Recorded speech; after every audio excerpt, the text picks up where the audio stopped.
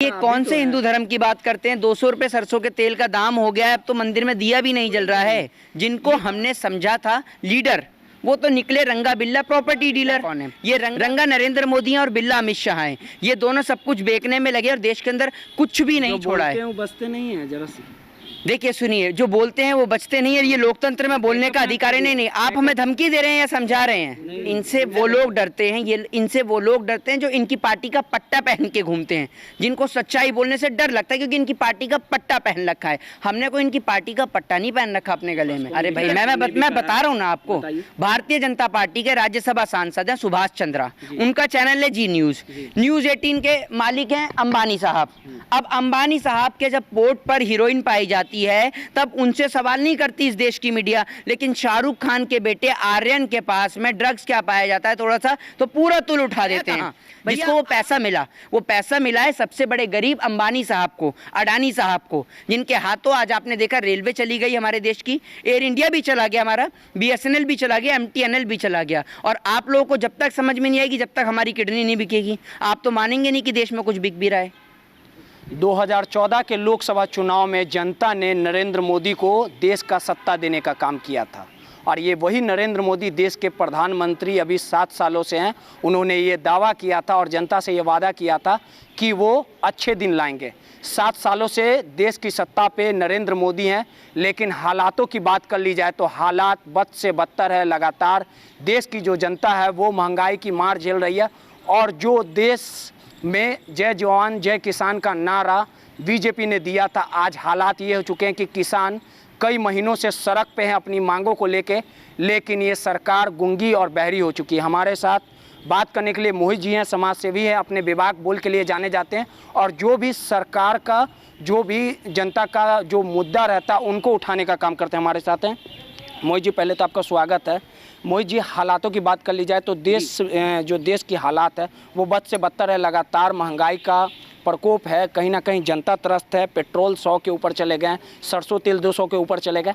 आखिर क्या हुआ वो अच्छे दिन का वादा? आखिर क्यों जो नरेंद्र मोदी ने जनता से जो वादा किया था सब सत्ता में आके भूल गए क्या ये लोग? ये बात तो आप नरेंद्र मोदी जी से करिए ना। इस सवाल का जवाब आपको नरेंद्र मोदी जी देंगे, जिन्होंने ये स्लोगन दिया था बहुत ही महंगाई की मार, अब की बार मोदी सरकार। तो ये मोदी सरकार आपको इस सवाल का जवाब देगी, मैं और आप थोड़ी दे पाएंगे इस सवाल का वोट जवाब। तो जनता ने दिया। अरे भैया, ये कौन से हिंदू धर्म की बात करते हैं? 200 रुपए सरसों के तेल का दाम हो गया है, अब तो मंदिर में दिया भी नहीं जल रहा है।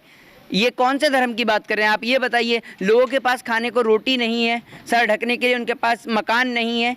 आप ये बताइए कि सरकार कैसे महंगाई लगातार इसलिए बढ़ रही है, जब आप किसान को प्रेशराइज करेंगे, सब चीज़ का प्राइवेटाइजेशन कर देंगे, आप कोई चीज़ छोड़ेंगे नहीं, कोई सरकारी संस्थान को आप बेचे बिगर छोड़ेंगे नहीं। जिनको हमने समझा था लीडर, वो तो निकले रंगा बिल्ला प्रॉपर्टी डीलर। ये रंगा बिल्ला प्रॉपर्टी डीलर जो सारा कुछ बेचने में लगे। अब आप पूछेंगे रंगा और बिल्ला कौन है? रंगा नरेंद्र मोदी हैं और बिल्ला अमित शाह हैं। ये दोनों सब कुछ बेचने में लगे और देश के अंदर कुछ भी नहीं छोड़ा है। वो बचते नहीं है जरा सी। देखिए सुनिए, जो बोलते हैं वो बचते नहीं है। ये लोकतंत्र में बोलने का अधिकार है। नहीं, आप हमें धमकी दे रहे हैं या समझा रहे हैं? नहीं, धमकी दे रहे हैं या समझा रहे हैं? जो करते हैं वो बता रहे हैं। अरे सुनिए, बीजेपी को बनाने वाले हम ही लोग हैं। बीजेपी कोई वहाँ अमेरिका से नहीं आई। बीजेपी को बनाने वाले भी इस देश की जनता है और बिगाड़ने वाली भी इस देश की जनता ही होगी। डरते वो लोग हैं जिन्हों को राइट्स नहीं पता। हमारा मौलिक अधिकार है, हमारा संवैधानिक अधिकार है बोलना, राइट टू स्पीच हमारा अधिकार है। ये अधिकार हमारे को बीजेपी बताएगी क्या? या ये अधिकार हमें नरेंद्र मोदी और अमित शाह ने दिलाए हैं कि उनसे पूछ के बोलेंगे और उनसे पूछ के बोलना बंद कर देंगे? ये हमारा लीगल राइट है और हम बोलेंगे। हम इनसे डरते हैं क्या? इनसे वो लोग डरते हैं, इनसे वो लोग डरते हैं जो इनकी पार्टी का पट्टा पहन के घूमते हैं, जिनको सच्चाई बोलने से डर लगता है क्योंकि इनकी पार्टी का पट्टा पहन रखा है। हमने कोई इनकी पार्टी का पट्टा नहीं पहन रखा अपने गले में, ठीक है ना। ये खुद पट्टा पहने पड़े बिजनेसमैनों का। बिजनेसमैन के नाम का पट्टा इन्होंने अपने गले में डाल रखा, लेकिन हमने नहीं डाल रखा किसी बिजनेसमैन का। तो सब कुछ बिक रहा है तो आप सरकार से सवाल करिए। अब सरकार से सवाल करने का काम तो आप लोगों का है, लेकिन जब आप ही लोग बिक जाएंगे तो फिर हम क्या कर सकते हैं?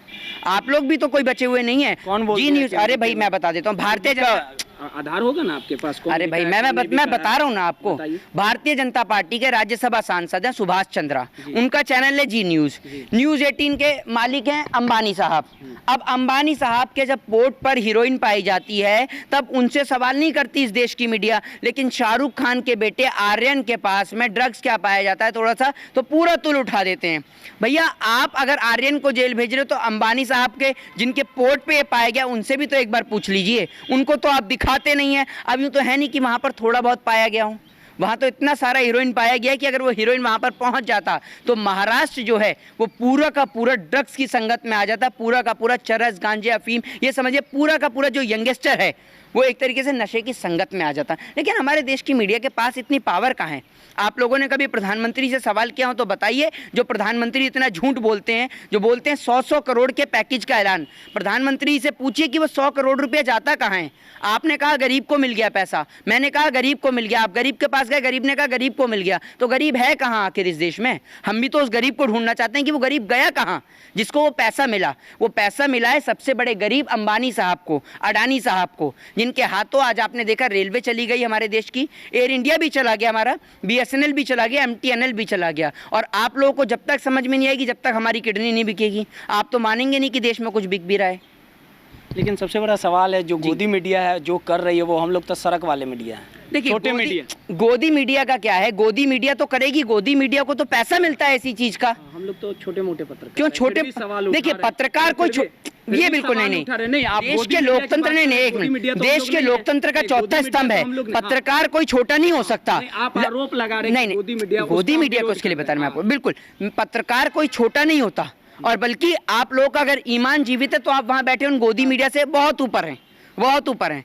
तो पत्रकार कोई छोटा या बड़ा नहीं होता, पत्रकार पत्रकार होता है, लेकिन पत्रकार का ज़मीर गवाही देता है कि वो सरकार का साथ दे या सच्चाई और हकीकत को दिखाए। लेकिन एक चीज़ है, लगातार उत्तर प्रदेश में जो घटनाएं हो रही है, जिस प्रकार से लखीमपुर में घटना हुई, मंत्रियों के बेटे का इतना मनोबल बढ़ गया है कि किसानों पे गाड़ी चढ़ा दिया गया और अभी तक उनके बेटे की गिरफ्तारी नहीं हुई। आखिर क्या लगता है कि कहीं ना कहीं जो पुलिस है वो प्रेशर में है क्या? अभी अगर इसमें अभी तक आप ये समझिए कोई विपक्ष का नेता होता या अगर किसी ने गाय को मार दिया होता तो योगी आदित्यनाथ महोदय जो है वो उठा के 2 मिनट में जेल में बंद कर देते। ये तो आप ये समझ लीजिए वहाँ पर गाय की जगह पे इन किसानों को मारा गया है। अगर वहाँ पर गौ हत्या हो गई होती तो अब तक जेल के अंदर होते वो लोग। इतना आप ये समझिए, कहते हैं ना अपराधी ने उत्तर प्रदेश छोड़ दिया, ये बात बिल्कुल गलत है योगी आदित्यनाथ जी। अपराधियों ने भाजपा को ज्वाइन कर लिया है और भाजपा का हाथ पकड़ के अपराधी साथ चलते हैं भाजपा के, चाहे कुलदीप सिंह सेंगर हो चाहे फिर वो उनके बेटे अजय मिश्रा के बेटे हों, ठीक है ना। तो अपराधी आज भाजपा में, जिन्हों की इतनी हिम्मत हो गई कि जो लोगों का पेट भरने वाला किसान है उसके ऊपर गाड़ी और ट्रैक्टर से उसको ड्रोन दिया जाए। सत्ता पक्ष में बैठे जो लोग हैं वो हमेशा इस तरह का बयान देते हैं कि देश को आज़ाद हुए, देश के आज़ाद होने के बाद कांग्रेस की सत्ता थी, कांग्रेस ने पूरी तरह से देश को बर्बाद कर दिया। वहीं अगर बात कर ली जाए जिस प्रकार से अभी बीजेपी वर्तमान में है, कांग्रेस आरोप लगाती है, तो सिर्फ राजनीति होती है, जनता का भला हो कहाँ रहा है? जनता का भला होगा कहाँ से? एक तमाम पार्टियां सीधी बात ये है, देखिए राजनीति करने का काम है राजनेताओं का। जनता को ये समझ में क्यों नहीं आता कि हमें शिक्षा, स्वास्थ्य, बेरोजगारी और महंगाई पे बात करनी है? जनता क्यों धर्म और जाति की अफीम को चाटती है? इस बात का जवाब तो जनता को खुद समझना चाहिए। जनता ये नहीं समझ रही कि लोगों का पेट भरने वाले आज किसान को ऐसे रोन दिया जा रहा है और सरकार नया ट्रेंड चला रही है, मुआवजा ट्रेंड। अगर किसी पत्रकार की हत्या हो दिया है तो सरकार तुरंत आपको मुआवजा देगी, और मुआवजा कोई नरेंद्र मोदी जी चाय बेच के नहीं ला रहे, वो पैसा आपका और हमारा है, हमारे को सरकार से हिसाब लेना चाहिए, लेकिन आप और हम हिसाब नहीं लेते सरकार से। कुमार जी कह रहे हैं बिहार में विकास का गंगा बह रहा है, विकास कहीं दिखा है? अरे नीतीश कुमार जी से कहिए जाकर बिहार में लाशें बह रही हैं, ठीक है ना, कोई विकास की गंगा नहीं बह रही। आपकी गंगा ऐसी बह रही है, आपने जगह जगह बाढ़ ला दी है, बिहार हर साल बाढ़ से डूबता है। जैसे हर साल सर्दी और गर्मी आती है ना, वैसे हर साल बिहार में बाढ़ आती है। बोलते सिर्फ आप बोलते हैं, करते नहीं। अच्छा, तो आप एक बात आप उनसे ये पूछिए जाकर, हमारा काम ये नहीं है कि भारतीय जनता पार्टी की तरह जब उनकी पार्टी के नेता एक केला भी देने जाएं तो 4 या 10 लोग खड़े होकर फोटो खिंचवाएं कि केला इतना भारी है कि जेसीबी से पकड़ना पड़ जाए। तो हमारी वो आदत नहीं है, वो आदत भारतीय जनता पार्टी के नेताओं की है। हम कभी भी कोई भी सामाजिक कार्य को नहीं दिखाते, हम सिर्फ काम होता है सरकार की आलोचना करना। बाकी जो हमारा जो पर्सनल सामाजिक कार्य है, किसी के अस्पताल में सहायता करना, किसी को भूखे का पेट भरना, वो हम कभी भी सोशल मीडिया पे नहीं दिखाते, क्योंकि किसी का पेट भरना वो आपको सिर्फ ईश्वर को दिखाना है, आपको बाकी किसी को नहीं। जदयू के अभी कई विधान पार्षद से हम मिले, उन्होंने सीधे तौर पे आरोप लगाया, हमने नीति आयोग को लेकर जो बोला कि स्वास्थ्य व्यवस्था जो पूरी तरह से चौपट है, वो बोले नीति आयोग को दिखता है बिल्डिंग सड़क ये सब दिखता है।